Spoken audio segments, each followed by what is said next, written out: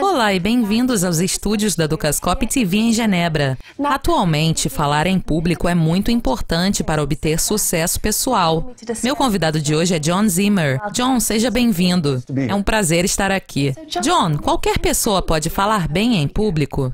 Minha resposta é curta, sim. Falar em público é uma habilidade como outra qualquer. E se as pessoas estiverem dispostas a investir tempo, se elas estiverem dispostas a subir em um palco e falar diversas vezes, elas ficarão cada vez melhores. Se você quer se tornar um bom dançarino, você tem que dançar. Se você quer se tornar um bom escritor, você tem que escrever. O mesmo acontece com falar. Há uma citação de Ralph Waldo Emerson que eu gosto muito. Na verdade, é a tagline do meu blog. Ele disse: todos os grandes oradores eram oradores ruins no começo. Sim, há algumas poucas pessoas que têm talento natural para falar em público, mas para a maioria das pessoas, se elas estiverem dispostas a se esforçarem, elas podem melhorar notavelmente sua fala em público.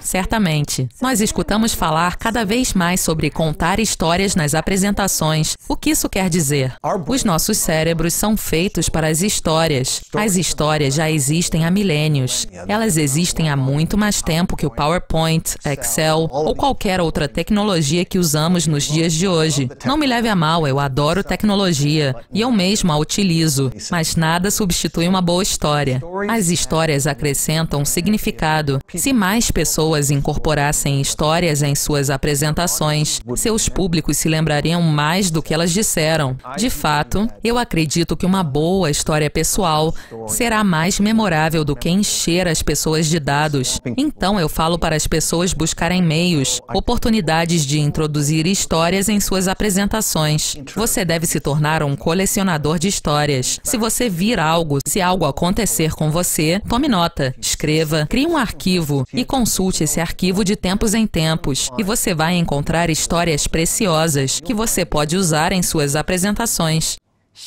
Certo, isso é ótimo para criar conteúdo. Como você começaria e terminaria um bom discurso? Quando falamos de aprender e lembrar assuntos, há vários princípios psicológicos, e dois dos mais importantes são os princípios da prioridade e da recência, o que essencialmente significa que as pessoas tendem a lembrar a primeira e a última coisa que escutam. Então, o começo e o final são muito importantes, você deve protegê-los. Como a maioria das pessoas inicia um discurso? Muitas vezes elas dão tapinhas no microfone. Vocês estão me ouvindo? Está funcionando? Outras vezes elas irão apresentar um slide com seu nome, o título da apresentação, o local, o evento, a data, etc. E isso vai ficar ali por alguns minutos. E ainda assim, quando elas começarem a falar, elas dizem: olá, é um prazer estar aqui nesse evento. Meu nome é tal e eu vou falar sobre o assunto X. É exatamente a mesma coisa que todos já leram. Então, por que não fazer algo diferente? Na verdade, você não precisa nem começar com um slide de título. Você pode deixar a tela vazia e aí você pode chegar e talvez começar fazendo uma pergunta relevante e provocadora. Talvez começar com uma citação relevante ou estatísticas interessantes. Eu era um dos oradores de um evento na Finlândia na semana passada. E antes de começar, eu soube que, per capita, os finlandeses bebem mais café do que qualquer outro país do mundo. E eles têm mais bandas de heavy metal do que qualquer outro país do mundo. Agora, se você faz parte da indústria de café e vai fazer um discurso na Finlândia, essa é uma estatística interessante que pode ser relevante para a sua apresentação. É claro, uma outra boa maneira de começar é contando uma história.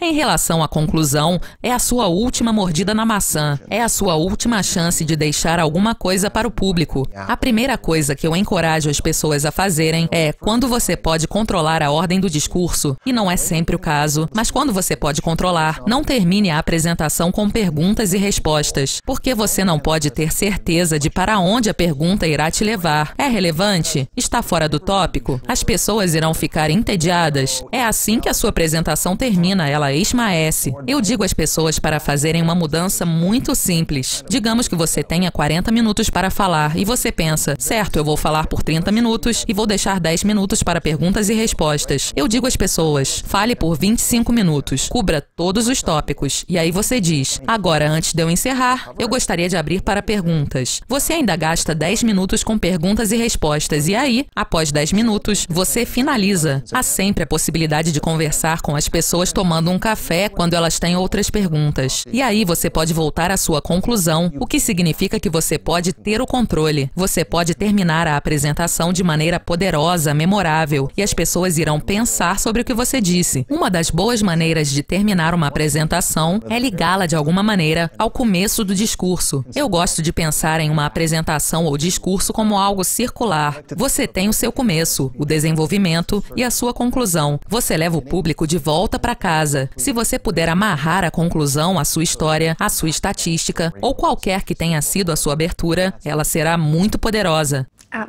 Certamente. Por fim, John, você pode dar algumas dicas rápidas para melhorar a fala pública e pessoal dos nossos espectadores?